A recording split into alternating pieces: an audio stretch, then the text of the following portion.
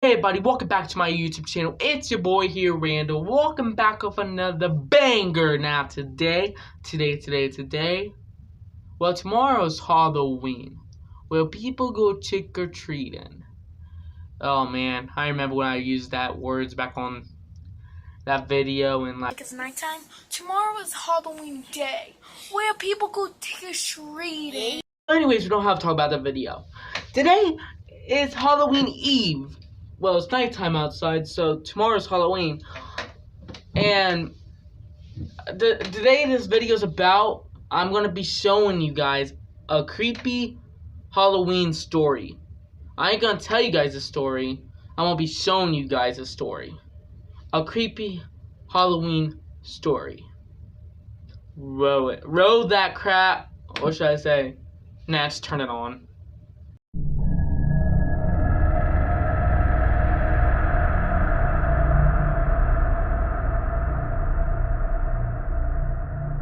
This happened shortly after I turned 15 years old. As a birthday gift, my parents had given me an Xbox. I was even given my own monitor, which allowed me to play it in my room. My room was upstairs, and in the weeks after my birthday, I of course spent a lot of time up there. It was a Saturday night. I was talking in an Xbox party chat with two of my school friends. Both of my parents were out of town at a work convention for the weekend, so I was home alone. I had my headphone volume pretty loud, but during a pause in our conversation, I heard a thumping sound come from downstairs. If you've ever been home alone as a kid, you'll know that any abnormal sound gets your mind imagining the worst. I turned down the volume and took one headphone off my ear. Nothing happened for the next 5 minutes, but shortly afterward I heard the same noise again. I told my two friends about it this time, and they both encouraged me to go check it out, joking how someone might have broken in. I laughed and agreed to do it during the next break in our game. When that came, I took my headphones off and started walking towards the stairs. I began walking down them, and as I did, I began to hear soft whispering. I was only halfway down, but I completely froze up. I intently listened, trying to make out whether what I was hearing was actually real or not. Eventually, I crouched down to get a look into the living room. There, I saw 4 fully grown men, all completely covered in black, silently walking around. I genuinely couldn't process what I was seeing. All I knew is that I had to get back upstairs. I slowly started crawling back up them, and of course, one of the steps let out a loud creaking noise. It echoed throughout the house before returning to silence. There was no way they didn't hear it. Thinking quick, I ran to my room, put on my headset, and told my friends to call the police to my house. They sounded confused, and now in a serious tone asked what was going on. I didn't feel like I had enough time to explain, so I just told them to hurry and threw my headset down on my desk. I knew that locking myself in my room would be an obvious sign that I was inside. I still locked the door and closed it behind me, but instead I hid in the bathroom further down the hallway with the light off and door slightly cracked open so that they wouldn't think to check it. I could hear multiple sets of boots slowly walking up the stairs as I sat in silence. They kept getting louder until I could hear banging on my bedroom door down the hall. Not banging like trying to get my attention. Whoever was doing it was clearly trying to break down the door. Voices started yelling out, saying things like how I needed to open the door if I didn't want anything bad to happen to me. I was absolutely horrified. I got up and started desperately opening the bathroom window. I guess I'd made too much noise, because a set of boots started heading down the hall. Just as the bathroom door fully opened, I managed to dive out of the window head first. I landed badly on my neck, but still managed to look back up at the bathroom window. A silhouette stood motionless looking back at me. That's when the backyard door slid open and 3 men came running out towards me. I tried getting up to run, but I couldn't in time. All 3 of them started grabbing me and pulling me back towards the house. But this would be interrupted by the distant sound of police sirens. The 3 of them stopped. They looked up at each other.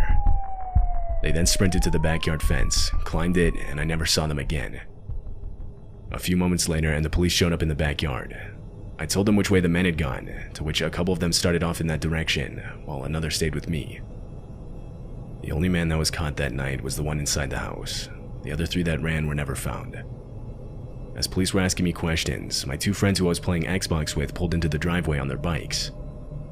Even to this day, I still routinely thank them for calling the cops, as it likely saved my life. Found left behind in the house were 4 different knives and a couple fully loaded pistols.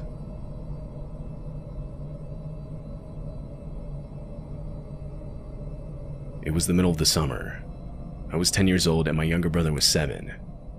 We were outside playing various games with other kids in our neighborhood, but we finally headed home when the sun went down. Now, maybe once a week our parents would go out to a different restaurant around town, leaving my brother and I home alone. Most of the time they'd tell us before they went out, but if we were outside playing, sometimes they'd just leave us to our game. When we got back home, no one was there, so we assumed this was the case. Confirming this was a note left on the kitchen counter. My brother and I both went to the living room to watch TV, something we usually did before bed. After half an hour, it had gotten completely dark outside. Just then, I heard the doorbell ring, followed by knocking. At first, I thought it was our parents getting back, but it definitely wasn't normal for them to use the front door, much less not have a key for it. The chances of the garage door opener they had not working and them forgetting a key were extremely low. Although I realized it was still possible, so I left the living room and went up to the front door to see who it was. As I approached the door, I heard a man's voice yell out that he was selling Girl Scout cookies. I was extremely confused considering the time of day. I look through the people and see a grown man, completely alone, no cookies in hand, and not with his daughter as I was expecting. The man yelled out once more, before moving his hand to the door handle. My heart dropped, realizing that we had forgot to lock the door when coming in for the night. The door handle slowly started turning, to which I quickly engaged the deadlock. A clicking sound echoed out. It was too loud. Clearly the man had heard it and now knew someone was inside. I waited a minute, before once again looking through the peephole. The man was now looking through our living room window, directly at my younger brother, who was completely unaware to what was going on. What's more is, from where he now stood, I could make out a gun holstered on the left side of his waist. I ran back to the living room and closed the blinds. I told my brother we should get some ice cream downstairs in the basement. I needed to get him away from any windows, but I knew that if he knew what was going on, he would freak out. He agreed and we went downstairs. I silently locked the basement door behind us. We ate our ice cream, and eventually I could hear the hum of the garage door opening from upstairs, signifying that my parents were back home. Later, when my brother wasn't around, I told them what had happened. They were horrified and understandably called the police. Police inspected the place, and one of the first things they noticed was how the front door's lock had clearly been tampered with, basically confirming the man had ill intent and was trying to break in. What he'd planned to do when he got inside, though, I can't say for sure, and neither can police. The man was never identified. To this day, my younger brother doesn't even know this whole event took place.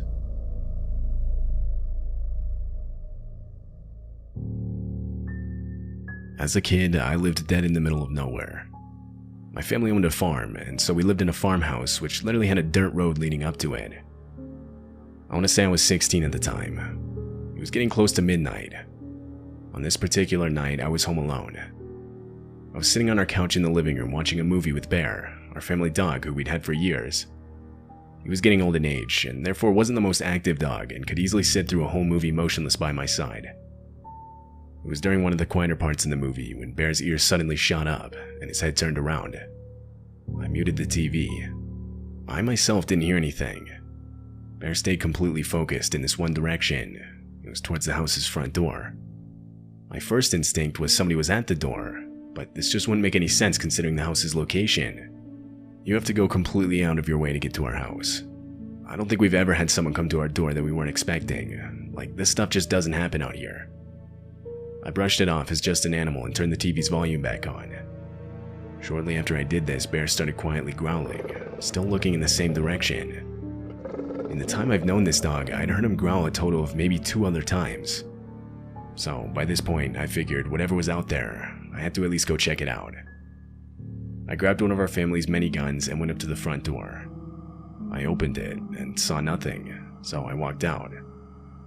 I got maybe 30 yards from the front porch and looked out into the night. Nothing but black emptiness, so I turned back around. I took one step back towards the house before I stopped myself. Sitting on the edge of the deck was a man curled up in the fetal position. It looked like he was trying to hide himself. I stood there trying to think of what to do next. I was not about to walk up right next to this guy, so as silently as I could, I went around to the back door. It was unlocked, because we always left our doors unlocked. That's not something we typically have to worry about way out here. Right as I got inside, I ran back to the front door, shut and locked it. I then did the same with all windows and doors around the house. I called the police, and after a full 30 minutes, they finally arrived. They searched around the whole property, but didn't find anything. This was somewhat relieving. A part of me honestly started to think I had just imagined the sighting. After the police left, I ultimately decided to just go to bed. The next morning, I get up and go down to the kitchen to start making breakfast. But when I went to grab a knife to cut some fruit, I couldn't help but notice one of the knives was missing. I stood there confused. I was sure it was there the night before. I got a bad feeling and decided to call the police again. 2 officers showed up, and this time I had them search inside the house. I stood outside while they did so. After a few minutes, the 2 officers came back out with an old, scrawny-looking man in handcuffs. The man was found under the basement stairs, gripping a knife with both hands. It was the knife missing from my kitchen.